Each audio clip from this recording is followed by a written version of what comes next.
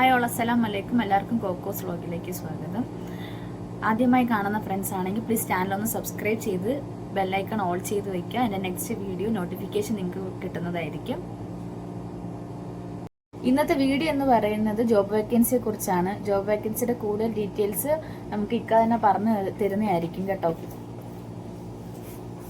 Hi all അസ്സലാമു അലൈക്കും.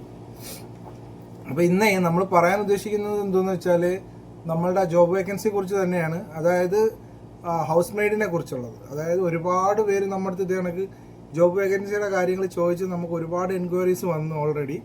അപ്പോൾ ഇതിലെല്ലാവർക്കും കോമൺ ആയിട്ട് അറിയേണ്ട സംഭവം എന്താണെന്ന് വെച്ച് കഴിഞ്ഞാൽ നമ്മളെ കാണുന്നത് വെച്ചിട്ടാണ് കൂടുതൽ ആളുകളും ഈ ജോബ് വേണമെന്നുള്ളത് പറയാനുള്ള മെയിൻ കാര്യം. അപ്പോൾ ഇത് അങ്ങനെയല്ല സംഭവം എന്ന് വെച്ച് കഴിഞ്ഞാൽ നമ്മളുടെ ജോലി എന്താണ്, ജോലിയുടെ റിസ്കുകൾ എന്തൊക്കെയാണ്, ഇവിടുത്തെ പണികൾ എന്തൊക്കെയാണ് എന്നുള്ളതൊന്നും നമ്മൾ ആരുടെ അങ്ങനെ അങ്ങോട്ട് പറഞ്ഞിട്ടില്ല. നമ്മുടെ വീഡിയോയ്ക്കകത്ത് പറഞ്ഞിട്ടില്ല.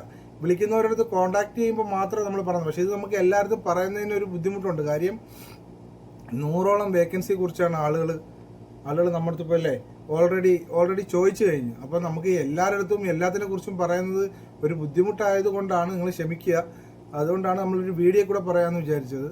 അപ്പോൾ അതായത് ഹൗസ് മെയ്ഡ് എന്ന് പറയുന്നത് നിങ്ങൾക്ക് 1500 റിയാൽ ശമ്പളം. 1500 റിയാൽ ശമ്പളം എന്ന് പറയുമ്പോൾ നാട്ടിൽ ഏതാണ്ട് 35,000 രൂപയോളം ശമ്പളമുണ്ട്. പിന്നെ നിങ്ങൾക്ക് ഫുഡ്, അക്കോമഡേഷൻ കാര്യങ്ങളെല്ലാം ഉണ്ടായിരിക്കും. പിന്നെ നിങ്ങൾക്ക് ഇവിടെ വന്ന് ജോബിൽ ഇപ്പോൾ നിങ്ങളൊരു ഫ്രഷ് ആയിട്ടുള്ള ഒരാളാണ് വരുന്നതെങ്കിൽ, അതായത് മുമ്പ് നിങ്ങൾക്ക് എക്സ്പീരിയൻസ് ഒന്നുമില്ല, നിങ്ങൾ ആദ്യമായിട്ട് വരിക, അപ്പോൾ നിങ്ങൾക്ക് ലാംഗ്വേജിൻ്റെതായിട്ടുള്ള പ്രോബ്ലം ഉണ്ടായിരിക്കും. അപ്പോൾ അത്യാവശ്യം ഒരു ഇംഗ്ലീഷൊക്കെ കൈകാര്യം, അതായത് പറയുന്നത് കേൾക്കുന്നത് മനസ്സിലാവുകയും ജസ്റ്റ് നമുക്കും എന്തെങ്കിലും ഒന്ന് പറയാൻ പറ്റുകയാണെന്നുണ്ടെങ്കിൽ, പറയാൻ പറ്റുന്ന ഒരു ലെവലാണെന്നുണ്ടെങ്കിൽ ഒരു കുഴപ്പമില്ല. നിങ്ങൾക്ക് കുറച്ച് നാൾ കഴിയുമ്പോഴത്തേക്ക് അങ്ങ് ക്ലിയർ ആയിക്കോളും. അപ്പോൾ അത് നിങ്ങൾക്ക് പ്രശ്നമില്ലാതെ ഓക്കെയാണ്. പക്ഷെ ചിലർക്ക് അങ്ങനെയല്ല, ചിലർക്ക് ലാംഗ്വേജ് ഭയങ്കര ബുദ്ധിമുട്ടായിട്ട് തോന്നും. പിന്നെ വേറൊരു കാര്യമുള്ളതെന്ന് വെച്ച് കഴിഞ്ഞാൽ വീട്ടിലെ വർക്ക് എന്ന് പറയുന്നത് നിങ്ങൾ ഉദ്ദേശിക്കുന്ന കണക്കല്ല. ഇപ്പോൾ അത്യാവശ്യം നല്ല ക്ലീനിങ് ഉണ്ടായിരിക്കും വീട്ടിൽ. നമ്മുടെ വീട്ടിൽ നമുക്ക് കൂടി പോയി കഴിഞ്ഞാൽ ഒരു 2-3 ബാത്റൂം കാര്യങ്ങളൊക്കെ ഉണ്ടാവും. ഇവിടെ മിനിമം എല്ലാ വീടുകളും ഒരുവിധം ഒരു 2 നില ആയിരിക്കും. അതായത് 2 ഫ്ലോർ എന്തായാലൊക്കെ ഉണ്ടായിരിക്കും, അണ്ടർഗ്രൗണ്ടും ഒക്കെ ഉണ്ടായിരിക്കും. എല്ലാ ഫ്ലോറിലും ഒരു 3-4 ബാത്റൂം കാര്യങ്ങൾ, പിന്നെ അതിനനുസരിച്ചുള്ള റൂമുകൾ, ഈ ദിവാനിയ എന്ന് പറയുന്ന ഈ പാർട്ടി നടക്കുന്ന സ്ഥലവും, പിന്നെ അവരുടെ ഗസ്റ്റ് ഹാള് കാര്യങ്ങൾ ഇതെല്ലാം ഉണ്ടായിരിക്കും. മെയിൻ ഹാൾ ഉണ്ടായിരിക്കും, എൻട്രൻസ് ഉണ്ടായിരിക്കും. ഇവിടെ എല്ലാം എല്ലാ ദിവസവും എന്നല്ല, കോമൺ ആയിട്ടുള്ള ഒരു ക്ലീനിങ് ഉണ്ടായിരിക്കും ഒരുവിധം എല്ലാ ദിവസങ്ങളിലും. പിന്നെ അത് കൂടാതെ നിങ്ങൾക്ക് എല്ലാ ദിവസവും ഈ പറയുന്ന കണക്ക് ബാത്റൂം ഓരോ ഫ്ലോറിലും ഒരു 3 ബാത്റൂം 4 ബാത്റൂം ഒക്കെ വെച്ചുണ്ടാവും. ഇത് നിങ്ങൾ ഉദ്ദേശിക്കുന്ന നമ്മുടെ നാട്ടിലെ കണക്ക് അത്ര ഡേർട്ടി ആയിട്ടായിരിക്കത്തില്ല, അതായത് അത്ര വൃത്തികേടായിട്ടായിരിക്കത്തില്ല. കാര്യം നമ്മൾ എപ്പോഴും കൈകാര്യങ്ങൾ ചെയ്യുന്നുണ്ട്, അതായത് ക്ലീനിങ്ങും കാര്യങ്ങളും പ്രോപ്പറായിട്ട് ചെയ്യുന്നതുകൊണ്ട് അത്ര ബുദ്ധിമുട്ടുണ്ടായിരിക്കില്ല. ഒരുപാട് റിസ്ക് എടുത്ത് ക്ലീൻ ചെയ്യേണ്ടി വരില്ല, സിമ്പിളായിട്ട് ചെയ്യാം. പക്ഷെ അത് ചിലർക്ക് ഈ പറയുന്ന കണക്ക് വിദ്യാഭ്യാസം കാര്യങ്ങളൊക്കെ ചിലപ്പം ചിലർക്ക് ഇച്ചിരി അത്യാവശ്യം വിദ്യാഭ്യാസം ഉള്ളവരായിരിക്കും. അപ്പോൾ അവർ ഈ ജോബിനൊക്കെ ആദ്യമായിട്ടൊക്കെ വരുമ്പോഴത്തേക്ക് അവർക്ക് ലാംഗ്വേജ് പ്രശ്നമുണ്ട്. പിന്നെ ഇങ്ങനെയൊക്കെയുള്ള കാര്യങ്ങൾ, ഇങ്ങനെയുള്ള ക്ലീനിങ് കാര്യങ്ങളെല്ലാം കൂടെ ഒക്കെ കാണുമ്പോൾ ചിലപ്പോൾ അവർക്ക് അങ്ങോട്ട് ഇഷ്ടപ്പെടില്ല. അപ്പോൾ ഇതെല്ലാം മനസ്സിലാക്കിക്കൊണ്ട് ഓൾറെഡി വർക്ക് ചെയ്ത് എക്സ്പീരിയൻസ് ഉള്ള ഒരാളും കൂടെ ഒക്കെ ആണെന്നുണ്ടെങ്കിൽ അങ്ങനെയുള്ളവർ മാക്സിമം നമ്മളുടെ അടുത്ത് നമ്മളെ ഒന്ന് കോൺടാക്ട് ചെയ്യുകയാണെങ്കിൽ കുറച്ചുകൂടെ എളുപ്പമായിരുന്നു. കാര്യം നമ്മുടെ അടുത്ത് പല സ്കൂളുകളിൽ വർക്ക് ചെയ്യുന്നവർ ഉൾപ്പെടെ ഞങ്ങളെ രണ്ടുപേരെയും കണ്ടിട്ടും ഞങ്ങളുടെ വീഡിയോ കണ്ടതിൻ്റെയും പേരിൽ മാത്രം ഹൗസ് മെയ്ഡിന് വരാൻ താല്പര്യപ്പെട്ടുകൊണ്ട് ഒരുപാട് പേര് മെസ്സേജ് ചെയ്യുന്നുണ്ട്. പക്ഷെ നമുക്ക് മെസ്സേജ് ചെയ്തിട്ടുള്ള എല്ലാവർക്കും നമ്മൾ റിപ്ലൈ കൊടുത്തിട്ടുണ്ട്. അപ്പോൾ ഇതാണ് ഈ ജോലിയുടെ ഒരു രീതി ഇതാണ്. പിന്നെ എനിക്ക് തന്നെ ആയാലും അത്യാവശ്യം ജോലിയുണ്ട്. അതെന്ന് വെച്ച് കഴിഞ്ഞാൽ നമ്മൾ ഒരു ദിവസം കോമൺ ആയിട്ട് ഇത്ര ജോലി ചെയ്ത് കഴിഞ്ഞാലും നമുക്ക് അവർ അഡീഷണൽ ജോലി പറയും. അത് കിച്ചൺ ഡ്യൂട്ടി നമ്മൾ കുക്ക് ചെയ്യുന്നില്ല എന്ന് മാത്രമേ ഉള്ളൂ. ബാക്കി കിച്ചണിൽ വെജിറ്റബിൾ കട്ട് ചെയ്യാനായാലും ചിക്കൻ കട്ട് ചെയ്യാനായാലും അങ്ങനെ പല പല കാര്യങ്ങളും ഉണ്ട്. അപ്പം ജോലി എന്ന് പറയുമ്പോൾ അത്യാവശ്യം നല്ല ജോലി ഉണ്ടായിരിക്കും. ജോലി കുറവ് ആണെന്നും വെച്ചിട്ട് ആരും നമ്മളെ വിളിക്കരുത്. അത്യാവശ്യം ജോലി തയ്യാറാണ് എന്ന് ഉറപ്പുള്ളവർ നമ്മളെ കോണ്ടാക്ട് ചെയ്യുക. അത് ഫ്രഷ് ആയാലും കുഴപ്പമില്ല, എക്സ്പീരിയൻസ് ഉള്ളവരായാലും കുഴപ്പമില്ല. പിന്നെ നിങ്ങൾക്ക് ഈ ഹൗസ് മെയ്ഡിൽ വന്നിട്ട് ഇപ്പം നമ്മളിപ്പോൾ പറയുന്നു 1500 ശമ്പളം, ഫുഡ്, സാലറി, ഫുഡ്, അക്കോമഡേഷൻ കാര്യങ്ങൾ, നിങ്ങൾ പണിയെടുക്കാനായിട്ടുള്ള മൈൻഡിൽ വരുന്നവരാണെങ്കിലും മാത്രം നമ്മളിത് കോണ്ടാക്ട് ചെയ്യുക. നിങ്ങൾ പണിയെടുക്കാനായിട്ട് വരുന്നവരാണെങ്കിൽ നിങ്ങൾക്ക് ഇത് എന്തുകൊണ്ടും ഓക്കെയാണ്. അതെന്താണ് പറയുന്നതെന്ന് വെച്ചാൽ നിങ്ങളുടെ ഈ പറയുന്ന കാര്യങ്ങൾ, അതായത് നിങ്ങൾ വർക്ക് ചെയ്യുന്നു, നിങ്ങളെ വർക്ക് നിങ്ങൾ പ്രോപ്പറായിട്ട് ചെയ്തിട്ട് നിങ്ങൾക്ക് റൂമിൽ പോയി നിങ്ങൾക്ക് റെസ്റ്റ് എടുത്ത് നിങ്ങൾക്ക് പിറ്റേന്ന് അടുത്ത വർക്ക് അങ്ങനെ നിങ്ങൾ പോയിക്കൊണ്ടിരിക്കുന്ന നിങ്ങൾക്ക് സാലറി പ്രോപ്പർ ആയിരിക്കണം. പിന്നെ അതേ കണക്ക് ഫുഡ് പ്രോപ്പർ ആയിരിക്കണം. പിന്നെ നിങ്ങളുടെ താമസ സ്ഥലവും പ്രോപ്പർ ആയിരിക്കണം. അങ്ങനെ അല്ല അതിനകത്ത് എന്തെങ്കിലും വ്യത്യാസങ്ങളുണ്ട്, നിങ്ങൾക്ക് എന്തെങ്കിലും നിങ്ങൾ ആ വീട്ടുകാരായിട്ട് എന്തെങ്കിലും ബുദ്ധിമുട്ടുണ്ടാകുന്നെങ്കിൽ നിങ്ങൾക്ക് നമ്മളുമായിട്ട് ബന്ധപ്പെടാം, അല്ലെങ്കിൽ ഏജൻസിയായിട്ട് ബന്ധപ്പെടാം.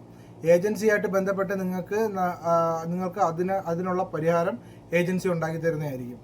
പിന്നെ അതേ കണക്ക് നിങ്ങൾക്ക് അടുത്ത എന്തോടെ ഹൗസ് ഡ്രൈവറിൻ്റെ കാര്യങ്ങൾ പറയുകയാണെങ്കിൽ, ഹൗസ് ഡ്രൈവർ എക്സ്പീരിയൻസ് ഉള്ള, അതായത് ഓൾറെഡി സൗദി അറേബ്യയിൽ വർക്ക് ചെയ്തിട്ടുള്ള ലൈസൻസ് ഉള്ള 2020 വരെ എക്സ്പയർ അതുവരെ ഉള്ള ലൈസൻസ് ആണെങ്കിൽ പ്രശ്നമില്ല.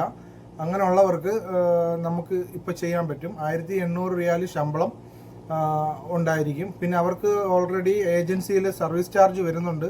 അതായത് ടോട്ടൽ 60,000 രൂപയാണ് സർവീസ് ചാർജ് വരുന്നത്.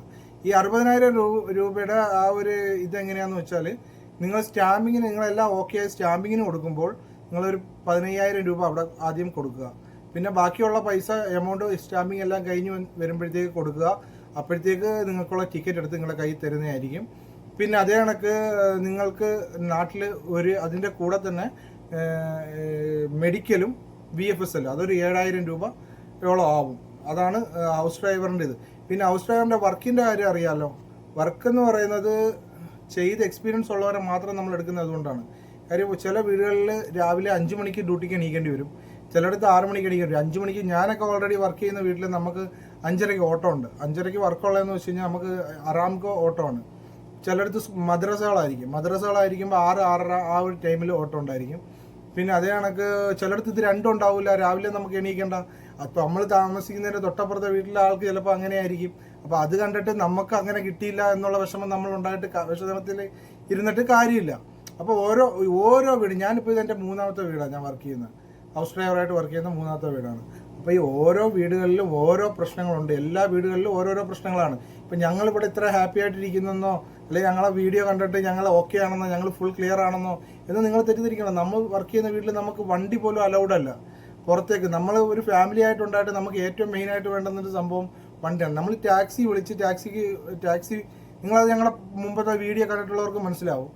നമ്മൾ ടാക്സി വിളിച്ചാൽ നമ്മൾ പുറത്തു പോകും. നമുക്ക് അതിൻ്റെതായ ബുദ്ധിമുട്ടുകളുണ്ട്. നമ്മളെ കയ്യിൽ നിന്ന് നമ്മൾ പേയ്മെൻറ്റ് ചെയ്താണ് നമ്മൾ പോകുന്നത്. അപ്പം നമുക്ക് പെട്ടെന്നൊരു ആവശ്യം വന്നാൽ, ഒരു ഹോസ്പിറ്റൽ കേസ് വന്നാലും നമുക്ക് പോകാനുള്ള സോഴ്സ് നമുക്കില്ല. പിന്നെ നമ്മുടെ വീട്ടിൽ നമുക്ക് ഓൾറെഡി, എനിക്ക് ഹൗസ് ഡ്രൈവറായിട്ട് നിൽക്കുന്ന എനിക്ക് ഇവിടെ തന്നെ ഓൾറെഡി 365 ദിവസവും എനിക്ക് 4 വണ്ടികൾ കഴുകാനുണ്ട്. നമ്മുടെ വീടിൻ്റെ പരിസരങ്ങൾ കാര്യങ്ങളെല്ലാം വൃത്തിയാക്കാനുണ്ട്. ഫുള്ള് ഒരു പൊടിക്കാറ്റടിച്ച് കഴിഞ്ഞാൽ, ഇന്ന് പൊടിക്കാറ്റടിച്ചാലും കഴുകണം, നാളെ പൊടിക്കാറ്റടിച്ചാലും ഫുള്ള് കഴുകണം. പിന്നെ അതേ കണക്ക് തന്നെ വണ്ടികളും കഴുകണം, വൃത്തിയാക്കണം. 4 വണ്ടികൾ എല്ലാ ദിവസവും രാവിലെ കഴുകി വൃത്തിയാക്കണം. നമ്മൾ 5:30 ഓട്ടം കഴിഞ്ഞ് വന്നു കഴിഞ്ഞാൽ ഉടനെ നമ്മൾ അറാംകോയിൽ പോയിട്ട് വന്നു കഴിഞ്ഞാൽ ഉടനെ നമ്മൾ ആദ്യം ചെയ്യുന്ന പരിപാടി നമ്മളെ വണ്ടികളൊക്കെ കഴുകിയിടുക. നമ്മളെ വീടും പരിസരങ്ങളെല്ലാം അവരെല്ലാം എണീറ്റ് വരുന്നതിന് മുമ്പായിട്ട് വീടും പരിസരവും എല്ലാം വൃത്തിയാക്കി ഇടുക. ചെടികൾക്കൊക്കെ വെള്ളം ഒഴിക്കാനുണ്ടെങ്കിൽ അതൊക്കെ ഒഴിക്കുക. ഇതൊക്കെയാണ് നമ്മളുടെയും പണി. പിന്നെ ഇതിനിടയ്ക്ക് അവർ ചിലപ്പോൾ രാവിലെ ഇതെല്ലാം അങ്ങോട്ട് കഴിയുന്നതിൻ്റെ പിറക്കെയായിരിക്കും രാവിലെ വണ്ടി റെഡിയാക്കൂ പുറത്ത് പോകാനാന്ന് പറഞ്ഞ് മെസ്സേജ് ചെയ്താൽ അപ്പോൾ നമ്മൾ ഓക്കെ മാഡം, നമ്മൾ ചിലപ്പോൾ കഴിച്ചിട്ടുണ്ടാവില്ല ഫുഡ്, എന്നാലും നമ്മൾ ഓക്കെ മാഡം എന്ന് പറയുക. അല്ലെങ്കിൽ ഓക്കെ, ചിലപ്പോൾ പ്രായമുള്ളവരാണെങ്കിൽ ഓക്കെ മാമ, അവരെ വിളിക്കുന്ന ഒരു രീതി, അത് ഓരോ വീടുകളിൽ ചെല്ലുമ്പം ഓരോരുത്തരെ വിളിക്കുന്ന ഓരോ രീതികളായിരിക്കും. അപ്പോൾ ആ രീതിയിൽ നമ്മൾ പറഞ്ഞ് ഓക്കെ പറയാം. എന്തിനും ഓക്കെ പറയുക.